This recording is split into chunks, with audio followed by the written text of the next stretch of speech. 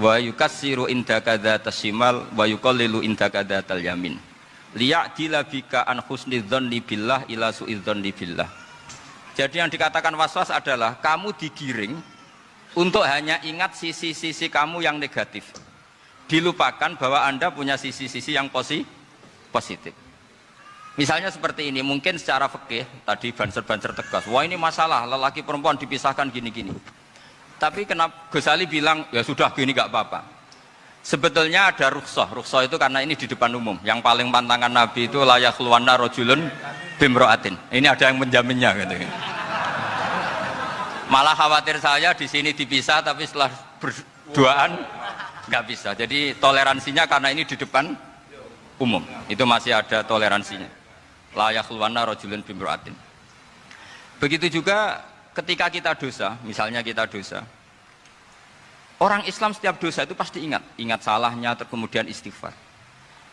Dan ketika satu kebaikan dibandingkan keburukan, itu kata semua ulama, karena sayyi'ah itu bernilai 1, kebaikan bernilai apa? 10. Itu masih surplus berapa? 9. Jadi itu cara berpikir Abul Hasan Asyadzili.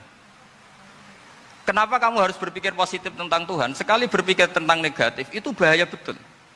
Misalnya begini, kamu berpikir tak rewangi jadi kiai, sujud, rukuk, ternyata aku tetap lebu neraka, gunanya apa? Itu menurut saya kan nggak punya akal.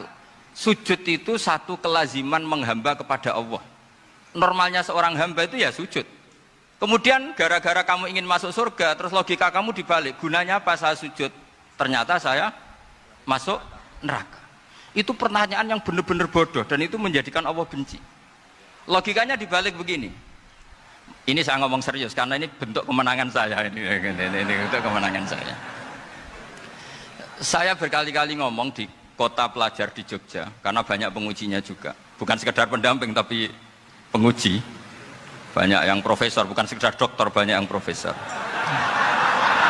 Jadi biar ini dok. Begini. Saya pernah ditanya sama seorang dosen, Gus, saya ini ngaji hadis banyak, tapi ada yang saya tidak paham, yaitu mangqala la ilaha illallah dakhalal jannah, ada kalimat wa in zana wa in saraka.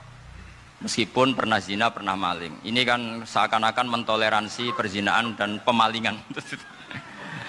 Terus saya bilang, oh makna hadis itu seperti ini. Jadi kebenaran absolut, kebenaran yang mutlak itu tidak akan terganggu oleh status perilaku seseorang. Saya berkali-kali memberi contoh. Orang yang ditangkap KPK akan bilang 1 tambah 1 2. KPK-nya juga bilang 2. Rivalitas dalam politik, Pak Prabowo ya bilang 2, Pak Jokowi juga bilang 2. Orang yang zaniyah, yang lonte pun akan bilang 2. Muftinya juga bilang 2. Ketua MUI-nya juga bilang 2. Artinya gini, kebenaran yang absolut adalah kebenaran yang siapapun akan meyakini seperti itu. Seperti 1 ditambah 1 2. Kamu punya musuh bilang 2. Kalau ibu-ibu ini punya maru ya marunya bilang 2 tadi tambah mama. Enggak tahu saya terjemahnya apa tadi. Nah, kebenaran yang absolut itu kebenaran yang siapapun pasti mengakui.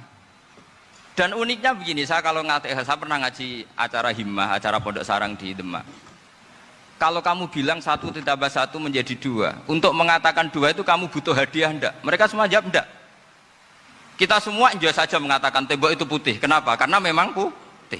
Kita mengatakan 1 tambah 1 2 karena memang kita tanpa presentasi dapat hadiah, dapat penghormatan.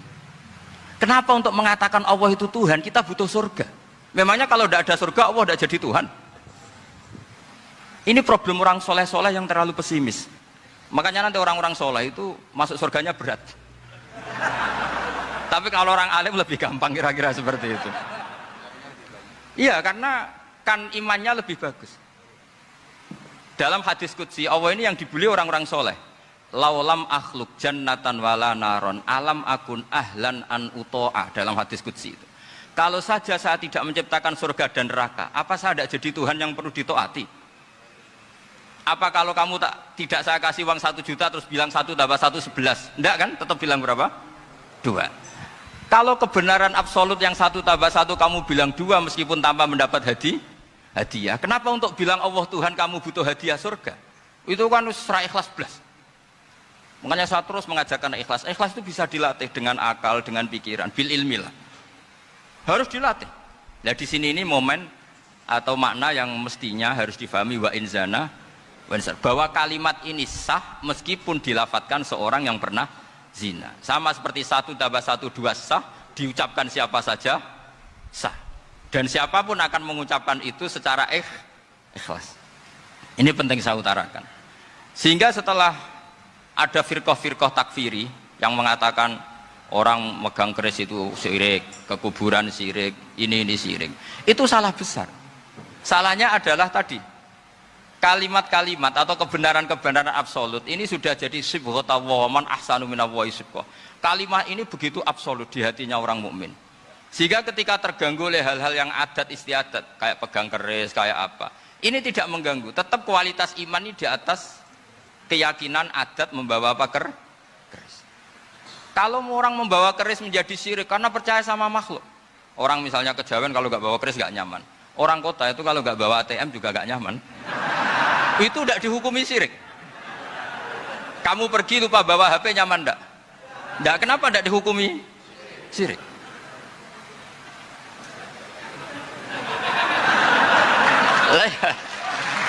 Jadi ini logika. Jadi makanya ini Gus Reza boleh ngeritik saya itu berkali-kali bilang saya termasuk ulama yang mau bikin gerakan cangkem elek.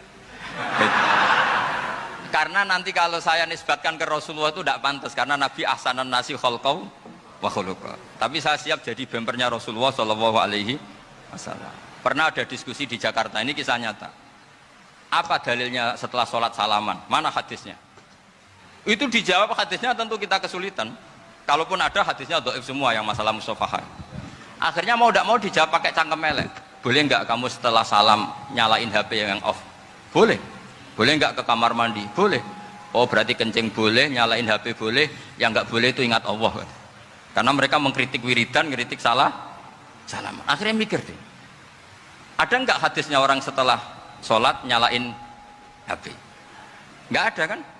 Tapi mereka nyalain HP enggak hambatan, tapi untuk salaman masalahkan. Ke kamar mandi boleh, tapi untuk wiridan enggak boleh. Akhirnya mereka sadar, oh iya. Lama-lama dibisiki gini yang kelompok itu. Kamu itu korban aliran supaya kamu gak ingat Allah, ingatnya HP-nya. Sehingga orang wiridan kamu kritik, orang nyalain HP tidak kamu kritik. Itu kelompok itu adalah kelompok orang-orang yang supaya orang Islam itu lupa Tuhannya. Itu gerakan cangkem elek, tapi jadikan orang sadar. Jadi ini penting. Jadi kalau kamu tidak bisa bela agama dengan jalan yang lurus karena tidak bakat gitu. Gak apa-apa pakai cangkem elek tadi karena gak mungkin gerakan ini dinisbatkan kepada Rasulullah Shallallahu Alaihi Wasallam. Kalau soal sanad saya punya sekian sanad tentang itu, tapi tidak usah kamu ikuti.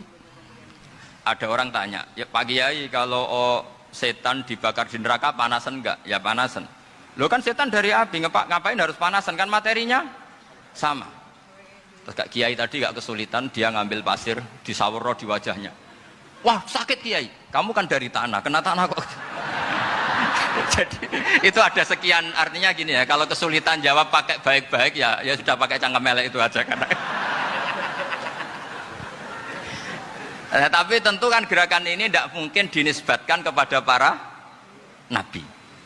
Tapi saya pastikan meskipun nggak bisa dinisbatkan kepada para nabi dari segi cangkem elek tadi, tapi secara semangat itu sama. Saya punya sekian contoh. Benar Gus Riza tadi Gus